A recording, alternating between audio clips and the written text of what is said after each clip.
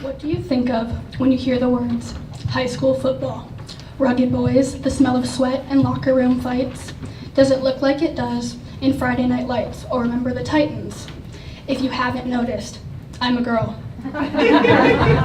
When I was in the 7th grade, my brother played football for the Stallions. I'd watch him at games and at practices, loving every minute of it. I paid attention, and I noticed there was only boys there. I knew it was a tough sport, but I wondered why there were no girls on a football team. It was a question that I had asked myself almost every day. I had made the decision to join the football team. During my sophomore year, I became the first girl to join the Central High School football team.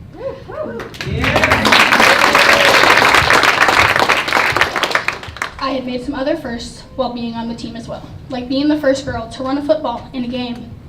But that was not before I had to tackle some obstacles and situations head on. When football first started, I was constantly told, "You can't be here. You can't play on our team. Or get out of our weight room. This is no place for girls." Those comments, they were pretty easy to ignore. After all, they were just words, right? I wish I could have said the same about the stuff that came next. The boys, they hadn't scared me off yet, and they were upset that their high school football experience was being ruined by a girl. Then things got bad. It went from bad to pretty bad to really bad. Over the summer before my sophomore year, I hopped on the trend of using an anonymous messaging app. It was a horrible decision on my part. Some of the messages were some of the worst bullying I'd ever received. For example, they read, "Just so you know, some of the players on the team, they're going to rape you if you change in the same locker room as them. They may do it just because of the fact that you're there, for fun. Or quit the team and everybody will give you $10. They even faked my coach's name on this message." At first, I ignored it. Let's be honest. I didn't want to accept the fact that some of my teammates felt this way. They had crossed a line, but I was okay. I didn't feel threatened, and I knew that my coaches would do anything and everything to keep me safe. Really, I think I would have been okay if it was just for the messages, because they were just words. But bringing my coaches and other people into this, they had crossed yet another big line. During this time, I had a group of a few guys who played football with me and supported me. They didn't feel negatively towards me, and I was able to lean on them. 2 players in particular, besides my brother. They really supported me and talked with me through this.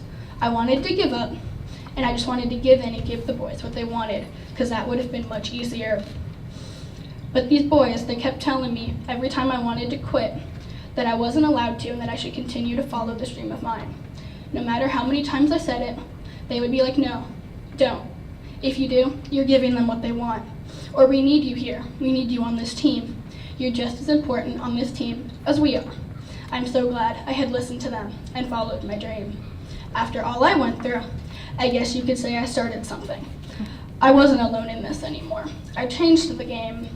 2 more girls joined the team that year. Our football, it was and is different now. Us girls, we forever changed how people look at Central High School's football team.